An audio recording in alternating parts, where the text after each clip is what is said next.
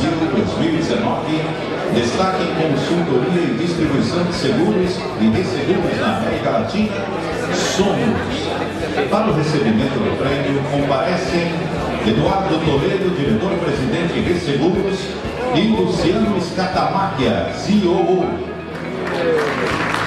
Bom, acho que para o crescimento desde 2018, 2019 é um crescimento exponencial. A Somos só vem conquistando o mercado a cada dia que passa e são coisas disruptivas, inovadoras que a gente vem colocando no mercado, que vem posicionando grandes oportunidades que a gente vem alcançando, e está aqui os objetivos alcançados mais uma vez, é o quarto desde 2018.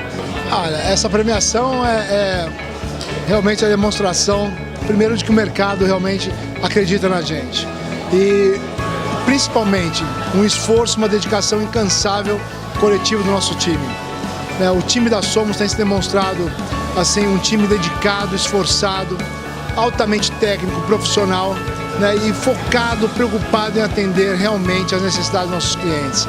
Então, assim, esse prêmio eu dedico a todos os nossos funcionários, que estão hoje sendo representados por mim e pelo Luciano aqui nesse prêmio nessa noite. Muito obrigado a todos vocês, de coração.